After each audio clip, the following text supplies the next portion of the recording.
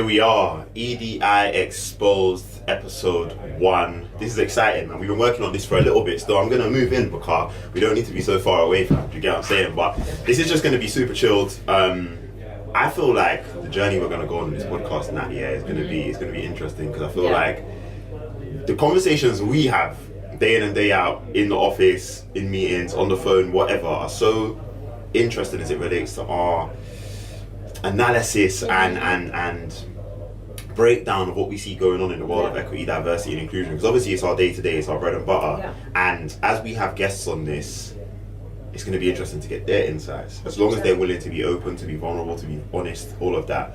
And I personally think that people are going to get a lot of value from these conversations. Do you get what I'm saying?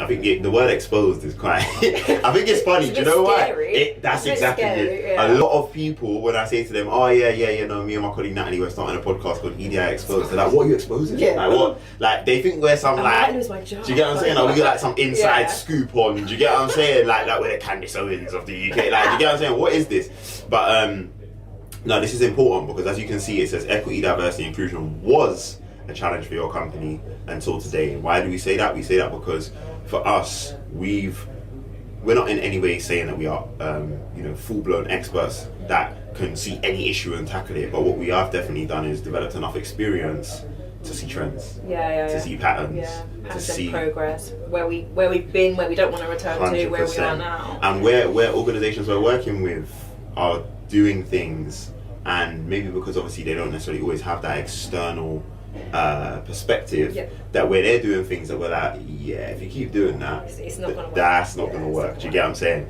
So this is EDI Exposed. Do you get what I'm saying? Like being brought to you by myself, Louis, and of course Natalie from 7PK. Quick bit about us. Our mission is to help people in disadvantaged situations to have more equity within society. So our work revolves around both social mobility and equity, diversity and inclusion. And I'm just thinking about who we work with now. We work with organizations from the corporate world to the charity sector to local authorities. All different levels, from investment to grassroots. Right through. And so as a result, we feel like we've developed quite a strong understanding of where there are things that work, don't work, can be improved, all of that. But we want to share it. Do you get what I'm saying? Because for us, we're mission driven, we're purpose driven, and as far as we're concerned, if we were to just go about developing this understanding and not sharing it, we're just going to allow the same issues to perpetuate. Exactly. And so as far as we're concerned, we have to share this stuff, or else we're not going to go about achieving our mission of helping people in disadvantaged situations to minimize the length of time they stay in a position of disadvantage. Do you get what I'm saying? So yeah, man, exciting times.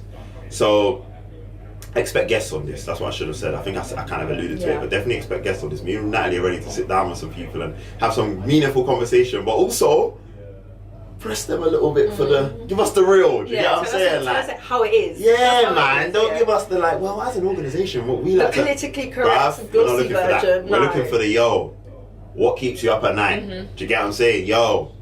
When you did this, why didn't it work? Do you get what I'm saying? Give us the real.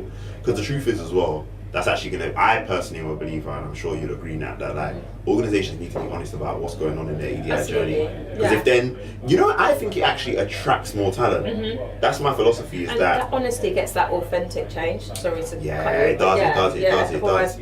But tell us more about what you mean by when you say authentic change. I mean, if you're not honest, then you're not capturing that kind of the real issues, and then you're making changes. You're just doing things, but not to address something that's actually existing. You're just doing things. Facts. I mean, I look at it like relevant change, authentic change, 100%. No, impactful change. You know what I mean? No, you're right. Yeah, because you're not going to be able to deal with what's at the deeper levels versus the surface.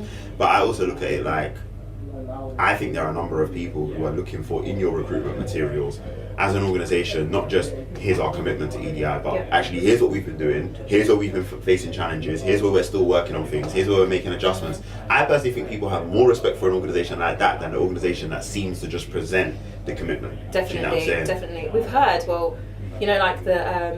the 2020 EDI commitment statement to this journey. Now, looking back, now it's kind of mocked. It's like, well, you've made this, you haven't done anything. So like you said, people want to see the journey, the work, the growth. Listen, we're far beyond that time now. We're far beyond that time now, so it's important. It's important. So yeah, man, let's get into it. Let's not waste no time. So the first segment, we have segments, just so you don't know. We have whole segments. You get what I'm saying? I can't remember the name of all the segments, but we're gonna remember that over time, so that's okay. But I know our first segment is definitely called No Laughing Matter, and the funny thing about No Laughing Matter is we may actually laugh. Do you get what I'm saying? So we're gonna play you a little clip. It might be something that we've seen online, something that's been shared with us, something that we've read. It could be anything that is theoretically quite amusing or entertaining, but we're going to break it down and talk about how it relates to equity, diversity and inclusion in the workplace. So let's get into it. We're going to input this into the video so you can see it as well. But yeah, this is going to be fun. Do you get what I'm saying? So let me see what Nat's got for us. Okay.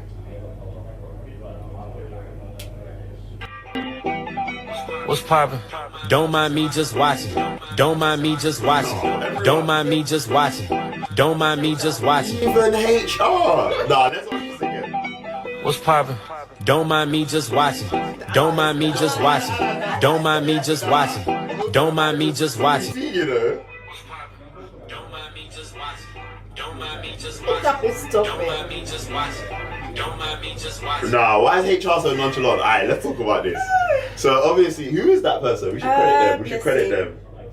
It says Inside Voices. I don't even know if that's the original account or not. We'll have a little dig at that. Yeah, we don't know if that's the original account, but that's where we got it from. But anyway, oh no, does it seem to be that he releases?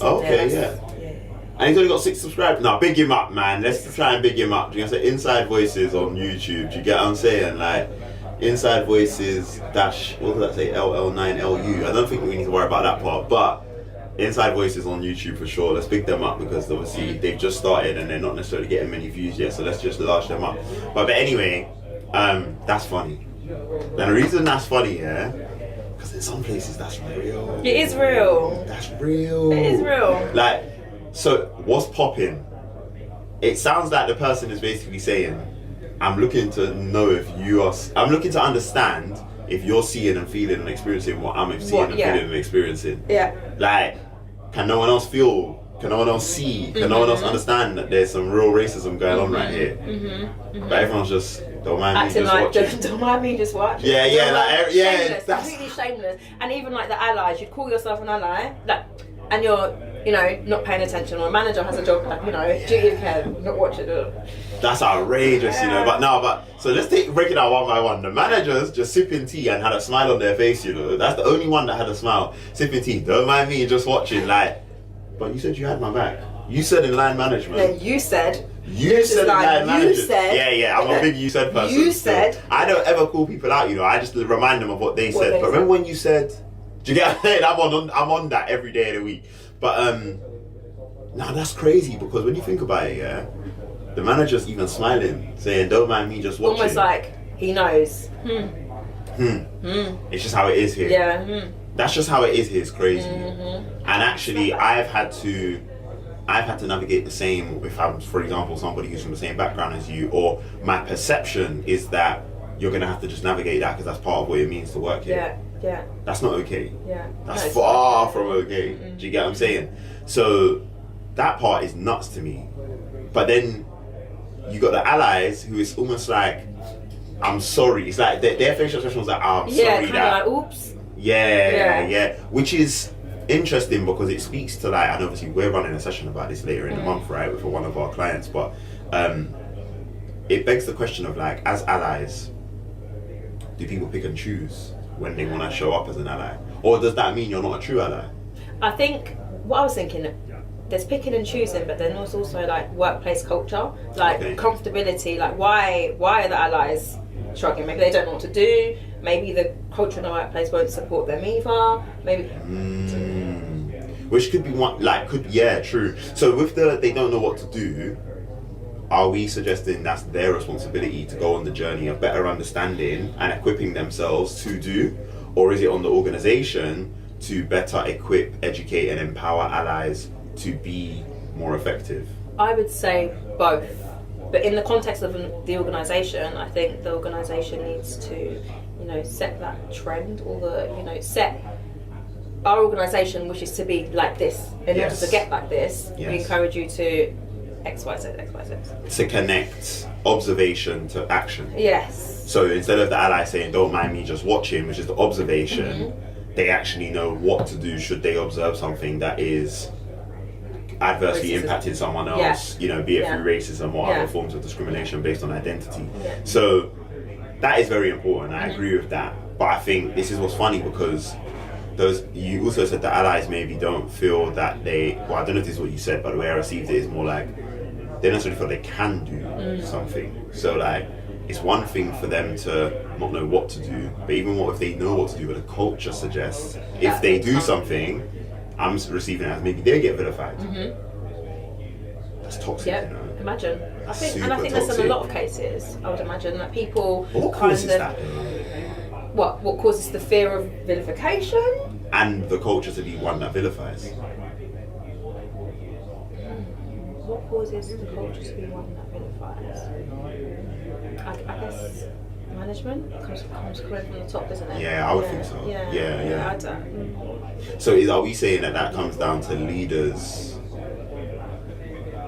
almost allowing, it's either allowing or even demonstrating, you hope it's not demonstrating if they're a leader, but in some cases they might be, but at minimum allowing for people who gaslight, for example, to get away with gaslighting. Yep. People who, I mean, in the case of racism, you might say something like, you know, white women's tears and stuff, but it could be just anything that falls into that same ilk of like, oh, I'm not going to let you call me out on this because then I'm going to complain about this, or I'm going to make you feel othered because of this, or I'm going to make you feel like you're pulling the race card because of this. Allowing that behaviour to perpetuate and to persist is what leads to a culture where the ally feels, if I step in, I get vilified. Vilified, yeah. Or if the ally feels like, I can't do anything. Also things like just kind of colonial, traditional ways of doing things, like target-based work and leadership that doesn't focus on like development of people and the well-being of people. Because the minute you start focusing on the well-being of people, then these things matter because you understand that it is relevant to their progress. Target-based work and focusing on development of people. I really want to talk about that in a lot more detail. I think it's going to transition us into I think it's called Strong Foundations, but the second section heavily. But just before we get to it, HR, don't mind me just watching. What are we saying about that? What are we saying about that? I think it is going to lead us into the next section, kind of like policy, the infrastructure of the workplace. I think for HR to do the don't mind me just watching, that's basically saying, if we were to think about informal terms in practice, we lack the evidence to suggest that what you're bringing to us as a grievance, or what you're bringing to us as a complaint, is something that we feel stands true, or that we will uphold, or that we will do anything about. Yeah, you could log your complaint, but I thought of it kind of like, well, you haven't set sort of a standard of behaviour in your organisation, so I'm not going to call it out if you don't. So I think both things could be true. But then that kind of indicates that HR is there watching as it's happening, which probably is not the case. So it's probably what you're saying, right? I'd like to think HR are closer to it than. Do you get what I'm saying? Especially if you've got a HR that asks, well, then again, maybe it comes back to what you said. If you're not a people-oriented organisation, your HR maybe isn't that relational. Yeah. But I would like to think your HR is fairly relational. Do you get what I'm saying? Yeah. This is deep. Okay. So we said if you've got colonial approaches such as being heavily target-based and not being people-focused. So let's start with the heavily target-based. Why is that a colonial way of working? Let's break it down. My first thought was people in cotton fields. Yeah. Work, bring back this much, I don't know, kilos of whatever it is, or pounds of cotton. We don't care about your well-being, we don't care hit the target. That is nuts, you know. That's because on one hand, you can look at targets and goals and objectives through the lens of personal development and go, they are necessary to give people direction, they are necessary to help people feel like they're working towards something and have a standard. And you know, like, I am still a big proponent of KPIs are helpful to tell us about how we're making progress. But this is interesting because I think it brings us back to a conversation you and I were having when I was talking about appraisals within 7PK. And my philosophy on appraisals is that I'm not trying to appraise your work for the purposes of showing where you are underperforming to say you're underperforming. I'm focusing on exposing where you have many strengths and in the areas where we think there could be improvements, for you to have the agency to set your personal and professional development plan, and for me to feel like I can actively and effectively support you with making progress in the areas where we've identified you're not performing as well as you'd like to be. Not for me to say, oh, why didn't you do that? But no, like, the appraisal process is so holistic that it's for you to uncover it and go, oh wow, interesting. So I thought this, but then partners and clients said this, and then you're bringing this to me as my manager. So when we triangulate all of those things, I now realize I want to work on this. Fantastic. So now, what tools do you need to do that? Okay, well, I'm happy to put budget towards this, I'm happy to put time towards this, I'm happy to provide you with this resource, I'm happy to, do you know what I mean? And then how do you feel you feel most comfortable being held accountable? Well, I would want this from you. Okay, fantastic. So I say all of that to say that whilst that appraisal process does end up with there being goals and targets, because of the fact that it's set by the individual, does that change the dynamic? I think 100%, yeah. As opposed to giving a black and white target, you're not meeting this target, you're not meeting the black, you're not meeting the white, like white, I didn't mean like red, blue, whatever it is. And it's like go, attain, work, achieve. By any means, that's not by any means necessary, but your well-being is not centered. You're just not doing, or you're not achieving. And by not achieving, we're now gonna take that as more important than the fact that you may carry all of these different challenges to work due to your identity. Yeah. And it might be like, well, if you need any help, let us know. But it's like, if leadership's not modelling that behaviour and it's constantly focusing on the, target-based achievement, then it's not believable, is it? Like, Nah, it's not believable. So then you're more likely to get an environment where people don't speak up about things like racism. So because we haven't normalised a focus on the individual, we haven't normalised the focus on person-centred. Exactly, that person-centred approach is lacking. So if someone then does turn around and say, well, actually, I feel I'm being adversely impacted because of this, or actually, I'm struggling due to this particular thing, it's like, we haven't normalised that. So now that person, one, overthinks even being able to bring that up, which is in itself, like, that's like mentally destructive. But the fact that they even have to overthink it, but then also it's like the fact of once that thing is done and it not being taken seriously, then they're in the position of going, well, should I even bother bringing this up again? Exactly. What's the point? Yeah, that's crazy. So then when we talk about that second part, which is the person-centered bit, just to go a bit more into that, like, what do we see? You kind of mentioned a couple of things earlier when we were talking about HR around policy, but what supports that approach being a reality? What supports the person-centered approach? Yeah, how does an organisation that isn't doing that implement it, or an organisation that has started doing it strengthen it? Like, what specifically, practically, like, let's get into even some of the things that we use. So like what works? Opening communication channels between staff and leadership. So to understand staff experiences, I think is probably the main thing. Like, understand the genuine experience of staff, because otherwise you can't assume. And I think a lot of places maybe do assume, and it's not actually meeting the needs of the staff, and therefore isn't person-centered. Yeah. So let's start with that. So if we're saying opening communication channels between staff and leadership, what format are we doing that in? So for example, when I think about our work, we've had organisations we've worked with where if it's, for example, leadership trying to make a decision, and normally it would just be the SLT sitting around the table and they want to execute that, then they've identified, maybe our SLT is not as diverse as we'd like it to be, or as representative of our organisation as we'd like it to be.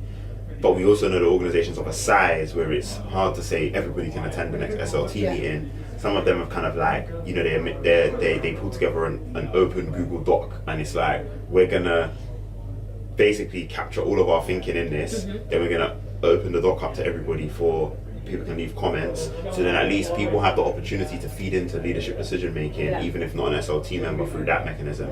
Then you've got things like, which we've done with other organisations, as you know, is like, we might say we're going to create like an anonymous survey that people can just plug stuff onto at any point. Not like, oh, it runs for a certain period of time. It just stays open, and if people don't have the confidence, they can just drop stuff on there. Yeah. Then you have like, you know, more formally when we're doing stuff with SLT members in terms of their approach to truly inclusive leadership, that's when we'll have a proper 360 feedback survey with more targeted questions that really help that leader to identify what's going on and have to therefore take on board stuff with people.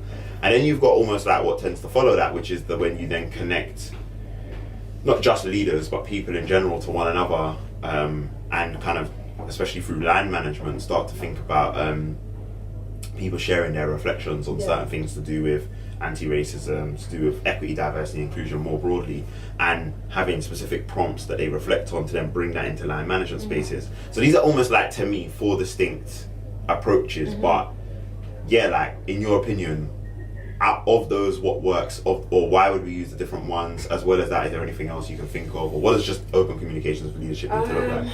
I think it depends. I think if an organisation already has some sort of culture of openness, honesty, and sort of like, would it be an asset-based approach? Then I think then you can have things like focus groups, for example, where everyone's sort of speaking in front of each other.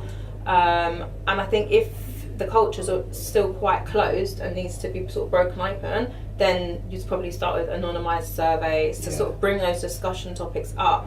And then even maybe things like, alongside things like what we do, like training about courageous conversations, like how to also approach these topics safely when we start to gather our findings. 100%. I feel like I've deviated from your questions. No, that wasn't. No, that's it. Is that the answer? So I think it depends. It takes like a really, again, the principle of a person-centered approach. We apply to the organisation. So the organisation specific need, like we assess kind of their culture and what they need, and then go the route that will bring out the best 100%. income output. So then, if we're taking a person-centered approach, who has to be invested in the person and their development? Because I imagine some people might look at that and go, well, that's the responsibility of the line manager. I think it starts with the person themselves. Okay. But obviously that encouragement comes from also the environment. So line manager, I think everyone needs to be invested in each other. I agree. You can't. But then why do organisations almost go, well, then let their line manager do that? They should be the most invested person in that person. The line manager should be. But why, as opposed to, because I'm like you, I'm like, nah, all of us should be invested in like that person. Do you get what I'm saying? So like, because for example, I remember a few years ago, I don't think you were doing this session with me, someone else was. I want to say it was my friend Jess, I think. Yeah, you know Jess Manning. We were doing a session. I had a session that I'd been booked to do with Birkbeck Uni, and Jess joined me. And I remember there was in the session we were conscious that the only person who was from a racialized black background was this black woman, and so the session was fine. It was really, really progressive. People were super vulnerable, super open, all of that. But like, we just noticed she hadn't said much during the session, which is understandable because we're not in any way expecting that black people have to be the ones to share all of their challenges and to be at the center of designing solutions to anything. But we were just conscious she was quite quiet, and so I just remember like kind of messaging Jess during the session and being like, we need to invite her into the discussion. So we did. And she said, actually, you know what, I've just been listening, I've just been thinking, I'm good, I don't have much to say. And she emailed immediately after and was just like, I've never felt so seen by you guys doing that. Like, that was really, like, she understood why we did it. Do you get what I'm saying? And she's like, I never felt so seen, and I just really appreciated you making the space for that. And she was like, it was amazing to hear my colleagues speak so openly and vulnerably. Unfortunately, they had a great team who were really progressive with the discussions they were having and wanted to be solution focused and all of that.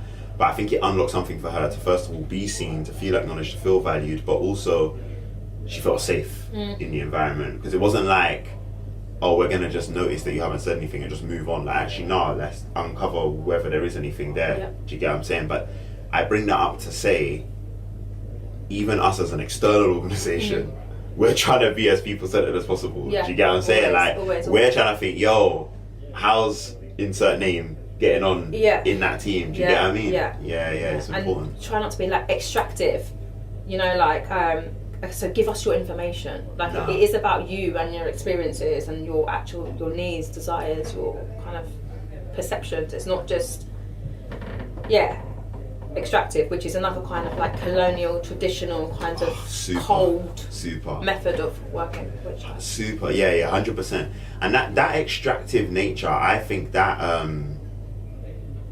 so like obviously we have these things that people can probably see on the screen here, etc. around like, is pillars the right word? Let's call it 6 core pillars. Let's just call it, for the sake of it, pillars, yeah? These 6 core pillars that kind of are what we center our work with organizations on, because whilst people could argue there's more that needs to be addressed if you're going to become equitable, diverse, inclusive, you could argue that these 6 are kind of like foundational, so to speak, or at least they cover a lot of what's needed. So being data driven, you know, like educating people in the right way across your organization, getting your governance right, you know, how do you make effective decisions day to day operationally, you know, how are you recruiting accordingly to become more diverse, more inclusive, and then similarly, like what policies do you have in place that back up all of the work that you do, or even lead as well the work that you do. But I bring those up to say that whole thing of like being extractive, I think part of that is centered in data and part of that is centered in the education parts. So if I think about it from a data standpoint, it's like either we just want the quantitative data that tells us, oh, actually we have this many people from these many backgrounds in our organization. And as we know, the reason why diversity and equity differ is because, yeah, you can have 50% of your organization be people from racialized backgrounds, people from other marginalized communities. But if all of them are at the bottom level of the organization, it means nothing. So you can be extractive for data when you want to present it in a certain way, but we have to also be careful that we're not weaponizing that data. Similarly, from an education standpoint, it's like, okay, we finally have decided that we're going to try and go on this journey to become anti-racist or to become more equitable, to become more inclusive, and now we're looking to extract everything from our colleagues from those marginalized communities to understand what are their experiences, what do they think we should be doing, and like trying to almost say to them, yeah, you should lead on this. And it's like, that in itself, as part of your education process, is extractive and is downright disrespectful. Do you get what I'm saying? So I think it's for me indicative usually of those two things. But yeah, I don't know if you want to add anything to that specifically. Not particularly there. No, I think that covers that. Yeah, 100. Okay. Actually, no, just another thing on the data point, because data can be quantitative and qualitative. Yeah, I did have a thought actually. But go on. Yeah, when you said the quantitative data, again, that's kind of, I think traditionally we're used to focusing on the numbers. Exactly. But then that is often not person-centered. You're not, the qualitative kind of data collection or exploration, you're collecting the themes, you're collecting the nuances, you're collecting things, the anecdotes, you're collecting the things that you wouldn't even think of to be putting a tick box on a number. You're expanding. It's far more meaningful. And again, it doesn't even have to be attributed to individuals per se, because obviously you might anonymize a lot of that, but the truth is, without that, you don't get the true insights. Like, you wasn't even in this meeting, but someone that we know really well from the work that we're doing in the youth sector.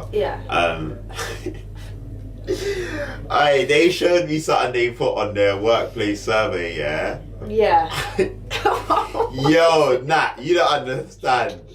They went in, bruv. They were like, this one's gonna be real, working here is, and they just were going mad with it. Like the way they were talking there, it's like, yo, you're not the bane of my life. Like it was the thorn in my side. Literally, like it was nuts. And I just was laughing because I was thinking, but this is necessary. Yes. Because what if they never get the chance to tell their organisation that properly? What if the organisation are completely oblivious and think they're doing great and don't know and assuming we're great in this area, and if they didn't, make the opportunity for that communication, they would never know. That person actually went so in. If you saw what they said, it was nuts. But it was necessary. Do you get what I'm saying? Because if that's how if that's what they've had to bottle up for X amount of time, imagine. It goes to show. Do you get what I'm saying? Impact on their well-being, motivation, everything. Man. Do you get what I'm saying? Yeah. So there's a lot there. So then let's bring ourselves into this sort of final section, which is like, what's our concerns in it? What's keeping us up at night? We're going to talk to our guests about this as well. But what things, as we're working with organizations, working with people, as we're developing out what we're doing in a way that we hope will become more effective, but also help us to achieve our mission, what concerns do we still have? What challenges do we still have? frustrations do we still have from what we're observing, from what we're seeing, from who we're working with, I've got etc.? one. Something that's been on my mind on and off lately, well, for a long time, but more frequently lately, and I've mentioned it to you before. It's the concept of moral injury. Tell our viewers more, just in case. I was looking at it earlier on actually. I'm going to read a little definition. So, what is moral injury? So it's psychological distress that can occur when people witness or fail to prevent or participate in acts that violate their moral code. So, Ooh. yeah. Okay. Yeah. So, okay, wait. Let me not take it there. So, if we are talking about kind of systemic racism, let's say, you are a white person and you've just got all this learning about systemic racism, and you're kind of like, whoa, so that time I said that time I did that time that was racist, that was oppressive. My thought is we talk about, white fragility and defensiveness, white tears quite often, but then I've been just kind of pondering on the fact that what if they're experiencing moral injury? Ooh. And it says moral injury isn't like a diagnosed mental health thing, but it does lead into deep kind of depression, anxiety, and it's kind of like, no, I'm not sitting here making excuses. Oh, but they might be experiencing moral injury. But I'm like, if we're sitting here and we're genuinely trying to do this work for change, positive impact, then we have to kind of address the issues on all sides. And so I've been thinking a lot about how do we explore moral injury with the people that we work with, the white people that we work with, if in terms of racism. Without them seeing it as a get-out clause, right? Yeah, without it being a get-out clause. Yeah. Genuine, active work to overcome an experience of, because we're like, oh, white guilt, but genuine moral injury. How do we support people in reconciling that? That is deep. It could even be in instances of racism for black people as well. That have been like, oh my gosh, I've been spewing out internalized racism or internalized misogyny. And for a lot of black people that might be the case. Women. So let's address both then. Or even three if you was to break it down in the way you've just broken it down. So let's address the first one, like for people who might have every intention of being, what's the word? Being nice, being respectful, being inclusive, etc. Maybe even trying to become an ally, and it's brought to their attention that things such as X, Y, or Z, which may also be things they've done, are offensive or adversely impactful, etc. And so now the guilt that comes with that is the moral injury, because it's them facing up to the fact that they may have been a proponent of what they didn't necessarily want to support up to this point. Yeah, like my moral code is I don't support racism or oppressive practice, but oh my god, I have been. My behaviour has contributed to that. Sorry, I mean, my response to that is always like, obviously you have to acknowledge that this thing is a journey, and the person you are today is not who you're going to become. And I say become very intentionally, not who you're going to be, because be feels a bit more like you've reached a destination. Become feels more like you're going to keep growing and growing and growing until you get and probably surpass that destination. But it's more about who you're going to become on the journey. So it's all well and good saying, oh, I didn't want it to come across like this. That's fine. Now you know going forwards, if that was said because of a slip of the tongue, or if that was said because of tiredness, or if that was said because of being careless or not understanding or whatever, like now you will know to address that before you do it next time. But similarly, I always say to people, like, make peace with yourself as well, innit? Yeah. So like, you have to be in a position when you're doing this work where you have to be okay with being told that that wasn't quite right, and actually there's more to do, and actually there's further to go, and all of that kind of stuff. And so not getting it quite right needs to be the norm. Do you get what I'm saying? Like, I always use the example of, like, I was doing a session, when was it? I think it was year before last. It wasn't even last year, it might have been year before last. And I was doing a session with a really big corporate, and I had asked for some handsheets to be printed for me before the day. I sent them, and I didn't see them straight away, but I said, alright, I'm gonna just like wait until that part of the session forgot about it. Got to that part and I was like, oh yeah, I need the worksheets. So I said to the woman, I can't remember her name now. Let's just say her name was Barbara, yeah? Right. I said to Barbara, oh Barbara, did we get the worksheets that I sent over? And she's like, oh, I'm actually just gonna go and check if they've printed them now. So she left the room. I was there. Nah, you weren't. Oh, you weren't. I remember this happened enough. Anyway, I don't know the story. Okay. Right, Yeah. So let's just say Barbara. As I said, 'cause I genuinely can't remember her name. But Barbara goes out. She comes back within like 10 seconds or something. She's got the worksheets. So I was like, I stopped what I was saying. And I was like, because I obviously just started on facilitating without the worksheets. And Barbara walks back in and I goes, rah, Barbara's not messing around. It's like Hogwarts or something in here. Do you get what I'm saying? So then, it like implying that it was magic. Do you get what I'm saying? To which everything was cool, but then one person pulled me to one side in the break and just went, just out of interest, like, were you aware that your comment may well have offended obviously the LGBTQ plus community because of what J.K. Rowling's been doing as of recent? And I just remember sitting there thinking, because I set a precedence at the start of the session where I said, guys, we're all gonna make mistakes, including me, and I'm happy to be called out on it. And I said, rah, like she actually felt the need or chose to call me out accordingly, and I just thought, oh, this is brilliant. Do you know what I'm saying? Exactly. That stuff is so key, man. But then in that instance, what you could have done is you could have felt so bad, you could have got defensive. No, like I'm not anti whatever, and you could have become fragile. You could have become guarded. You could have become, because you know you don't see yourself as someone that wishes to cause harm in that way. So I guess what I'm saying is, I think a positive takeaway from this for people who have been in instances where they've accidentally caused offence is that discomfort that you feel is because it does come from a good place. It's because you don't wish to cause offence, but remember that, and in order to act in line with that, the defensiveness, the fragility, the even sometimes outbursts, maybe even aggression, do not support the fact that you're injured because you have a strong moral code against. There you go.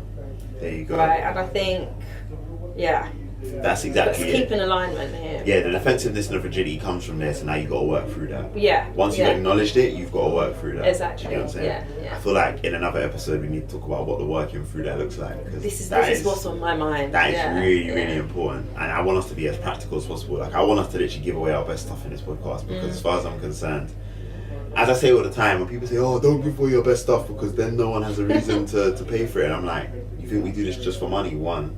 Second of all, and Rio and Natalie laugh at me. You ain't got the minerals, bro. You just ain't got the minerals, innit? Like, we'll give away our best stuff in the podcast because the other people who are saying, oh, I'll now use that with my organizations or my clients, please do. Like, we're trying to make the world a better place, so please do use it, first of all. But second of all, if you thought you were doing this to take something from us, we ain't built like that. We're not built to think that, like, we need to hoard and keep it like, bruv, you ain't got the minerals anyway, so enjoy doing what you're doing. I ain't got nothing else to say in it. Just develop your minerals. That's all I'm gonna say. What is it? Drink the sea moss. Drink your sea moss. Soak your cashews. Do you get what I'm saying? Like, whatever you gotta do. Do you get what I'm saying? I don't laugh because. No, I'm not. You lot are funny, you know. Oh my days. Soak your cashews, we'll leave it there. Private joke. But anyway, so like, you ain't got the minerals for that anyway. So, but no, this stuff is really important. I feel like I want to kind of like bring it to a close because I feel like we've covered good ground today. And I think that people should hopefully take some good value from this. So any parting thoughts, anything that you want to share with people just on the way out, on the like, don't forget to or whatever? No. Okay. Fair enough. Mine. No? That's cool. Mine would simply be like, I'm really inspired by what Natalie said about the moral injury bit, which is that you've got to try and identify within your people, in your organization, assuming that it's people with big enough organizations watching this, that like, you've got to start to go on a journey of identifying what is a response to genuine fragility when it comes to addressing things to do with racism or other forms of oppression and discrimination, or what is a response of just not understanding it. So making that differentiation is going to be a powerful point for any leader or HR person or whatever it may be. Yeah. Do you get what I'm saying? I think even for EDI leaders, EDI facilitators, sometimes when you're witnessing a defensiveness or whatever, it could be linked to moral injury. And so I think there's a responsibility there for facilitators that can be explored. Yeah, 100%. Cool. Well, listen, that brings us to a close. This has been our first episode of EDI Exposed, and we expect that we will see you again for the next one. In the meantime, jump in the comments on whatever platform you're watching this on. More time, this will be on YouTube, this will be on audio platforms, but also we're looking to fling 1 and 2 clips on the LinkedIns and things like that of this world. So on whatever platform you're using, we want you to jump in the comments and tell us, what is one example of moral injury that you may have experienced or seen in another colleague based on Natalie's definition of moral injury. And with that being said, we'll see you on another episode of EDI Exposed. Much love.